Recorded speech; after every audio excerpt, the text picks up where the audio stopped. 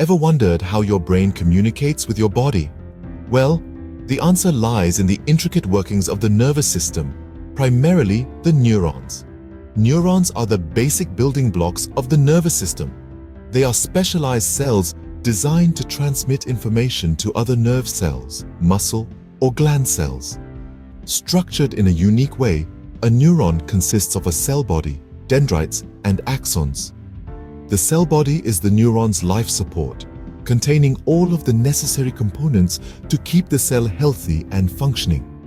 Branching out from the cell body are dendrites, which look a bit like tree branches. These dendrites receive messages from other neurons and send them back to the cell body. Then there's the axon, a long, slender projection that conducts electrical impulses away from the neuron's cell body. It's this impressive structure that allows the neuron to send information over long distances. Now, when a neuron gets activated, it fires what is known as an action potential. This is essentially a neural signal that travels down the axon. Interestingly, the action potential always has the same intensity, following an all or none principle. This means that a stronger stimulus doesn't increase the magnitude of the action potential, but rather it increases the frequency of firing. So, how do these neurons interact with each other? This is where synapses come into play. Synapses are the connections between neurons, acting as a bridge for the transmission of neural signals. At these synapses, neurotransmitters, special chemical messengers, are released to transmit signals from one neuron to another. There are two types of synapses, excitatory and inhibitory. An excitatory postsynaptic potential, or EPSP, makes the postsynaptic neuron more likely to fire an action potential. On the other hand, an inhibitory postsynaptic potential, or IPSP, does the opposite.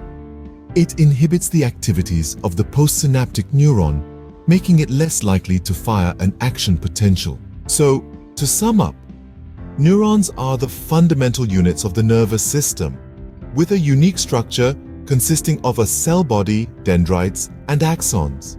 They transmit information through action potentials, which follow the all or none principle. The connections between neurons, known as synapses, facilitate communication through the release of neurotransmitters.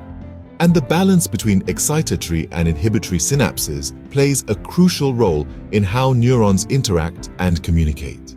This fascinating interplay forms the foundation of how our nervous system operates. As we reach the end of this informational journey about neurons and the nervous system, we hope you've gained a deeper understanding of these intricate processes.